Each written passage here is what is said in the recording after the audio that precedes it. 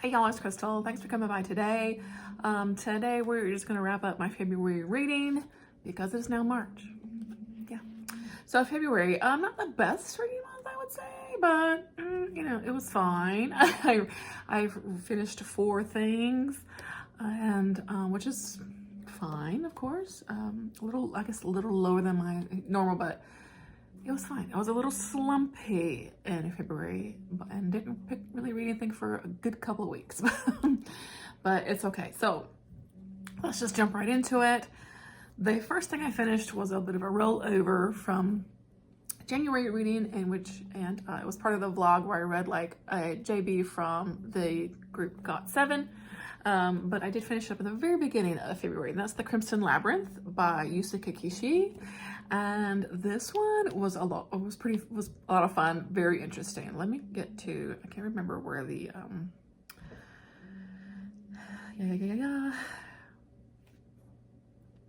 translated by Masami Isatani and Camelia Nae.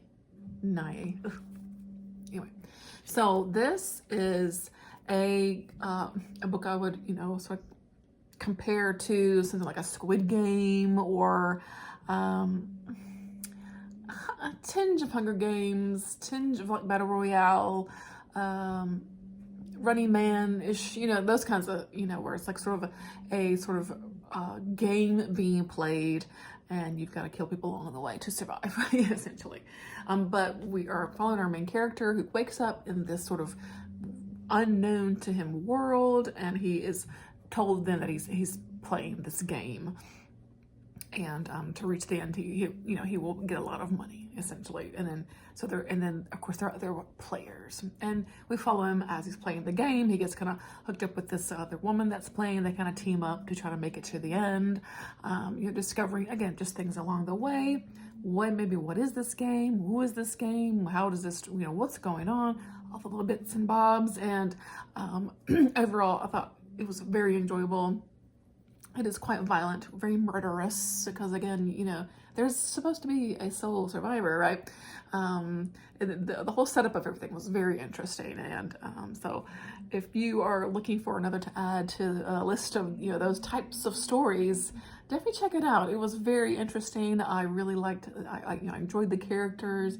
I liked seeing the game play out, and how, of course, all the players play in a different way, that kind of thing.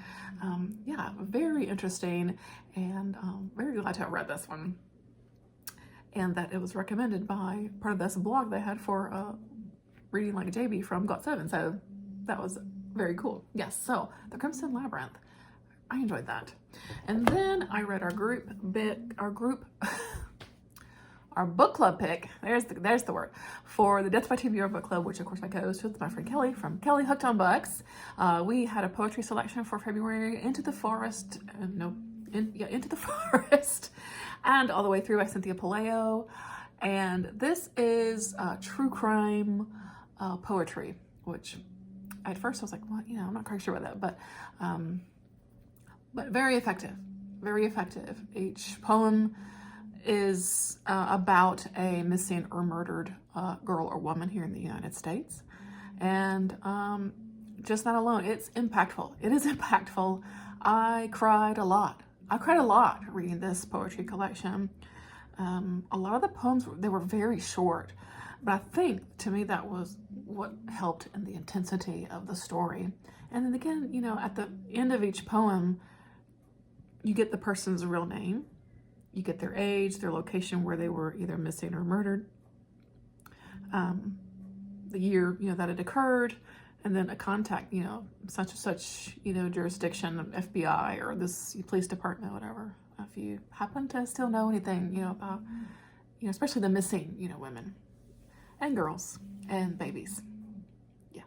I would recommend to read it. Just know that it is very emotional. It is a tough read, but beautiful at the same time, because of, I think, Cynthia Pelayo. Again, me not knowing a whole lot about poetry, but I thought they were just beautiful, sad, so sad, but effective and impactful, and well worth your time. Okay, then like I said, I didn't read much. It's fine. I was watching a lot of shows and stuff in February. But I had an audiobook that I had on hold for a little while. It came in, you know how Libby does. They're like, surprise, I'm ready. So I said, let me give it a go. Maybe this will pull me out of my slump. And that's Compound Fracture by Andrew Joseph White. I think it's White. Am I reading my own writing correctly? Yes. And I love this. This was really good. I read their previous book. I'm not remembering the name of it right now. It was very good. It is a sort of post-apocalyptic horror type novel. This definitely is horror, but also more thrillery type vibes. Also a YA story, but whoa, so good. So again, this one is set in West Virginia, so we got that that sort of southern setting, and our main character is part of a family that is, I guess, sort of looked down upon or sideways at by a lot of this small community that they're a part of. And it's a mountain community. It's a lot of coal mining and things like that. And through history, things have happened with this family as it relates to the sheriff, and that family kind of passed as well. So there's this sort of families that have this tension and things like that. So, so our main character is this teenager who's in high school and is dealing with a lot of all this as well. Her being part of this family, and she has kind of one best friend. This guy is her best friend, but the sheriff's son, who is also in the high school, same age and stuff, is let's just say the apple doesn't fall far from the tree, and is quite the SOB himself, right? There's just, I don't know what to say too much for giving things away. We'll just say something happens at the very beginning, and also at the same time, this character is realizing that they are trans, and dealing with coming out to their parents about that, and their friend about that, and what that means in this small southern town. All of that in the midst of something that is about to really come to a head because of something that is happening in the current day with the tension with this family. There's a slight supernatural element as well, which was very interesting. And it just leads, I don't know, it just leads to a road that maybe, this character and their friend was not really expecting, right? Choices made, sides taken, that sort of thing. I really enjoyed this. I really enjoyed this. I love that this author does not hold back, even though he's writing about teenagers. Teenagers deal with real, life problems a lot of times, and they're very hard. And especially, I think, someone who is coming out as trans, especially nowadays, but especially in small sort of Appalachian towns, and where not always people are very open-minded. I don't know. I really enjoy that. A lot of physical sort of violence in here. If that is something that would affect you, murder. It gets violent. It's quite violent. But I tell you, I don't know. I really enjoy it. I think this author has another book, so I would definitely like to read that one as well. And I read all 3 of their books, so I'm excited. I highly recommend if you are looking for some good YA storytelling that doesn't hold back and has really great characters, great setting. Give it a go. I really enjoyed it. And then I ended the month with Wake Up and Open Your Eyes from McLeod Chapman. I had put this on hold on my library, so I had to take the book back to the library, of course, but so I don't have the physical copy anymore. But boy, I love this. I really enjoyed this, and definitely, because of the current, sort of political climate that we're living here in the U.S., it is very topical in that way. But yeah, so the gist of this is people are almost being sort of, I don't know, like brainwashed and possessed by different things. And we're following this through, a few different characters. Our main character, to start off the story, let me back up. We've got a man lives in New York City. His parents live in, I think it's Virginia, I think it is. And they have kind of fallen into this whirlwind of something like a QAnon, and the mom keeps calling him and telling him he needs to wake up and you're gonna see what's coming and yada yada yada. Of course he's just kind of like, oh my god, my mom and dad are off the deep end, but she calls a lot until one day she doesn't, and he hadn't gotten a call from her in a while, and he's calling and she's not picking up the phone, the dad's not picking up the phone, or his brother's not picking up the phone, like nobody's picking up the phone, and so he gets worried, so he says, I'm just gonna drive down there real quick and kind of check on him, and that's when all hell breaks loose. And so he discovers that how they have been living the past maybe couple of weeks, and it's gotten real bad. So his parents are ones that have been sucked in by what the author calls facts news, just the facts. It is of course, it is supposed to mimic, pretty sure Fox News and misinformation or not even that, but just like, being fed this information, right? And this storyline that they make it so easy to believe, right? And so his parents are some that have fallen into that trap, and then we've realized that his brother has fallen into that trap as well. But then his other family members, like his teenage nephew, is being pulled in a different way through social media, and then his brother's wife is being pulled in also through social media, but also through the whole wellness culture.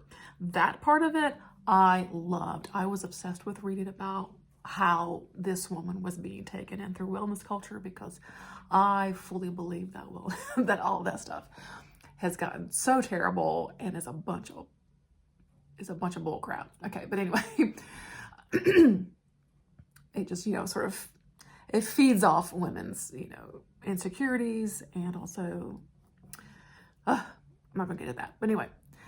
I love that it was different perspectives of how easy it is for people to get taken in, right? And then, that sort of day happens and the switch flips and literally all hell breaks loose. So people that are kind of under this spell, be it through, the TV, the social media, however they, sort of got sucked in, they are literally they turn violent, and, like I said, shit is a fan, right? So, and so this guy is kind of stuck. He's trying to get back to his family, and with his younger nephew that he finds at his brother's house.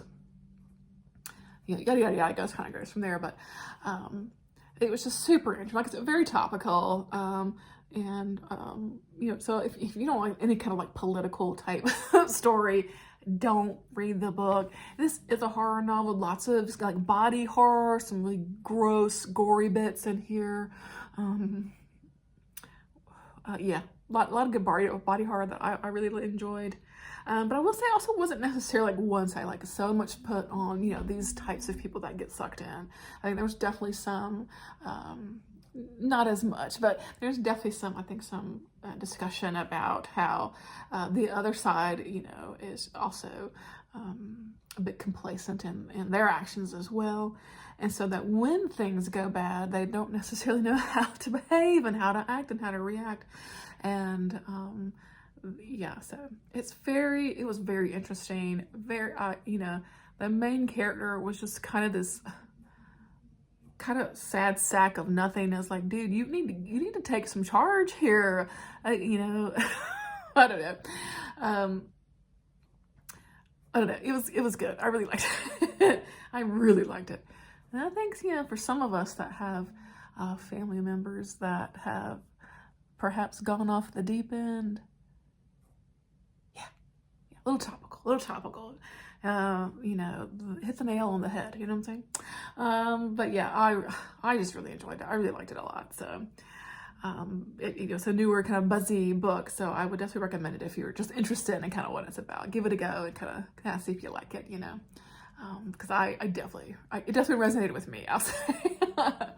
And yeah, that was my month. So just 4 things, but I did really enjoy the 4 things that I you know, got to, and sometimes those Libby holds foreshadow a reading slump, you know, so that was good.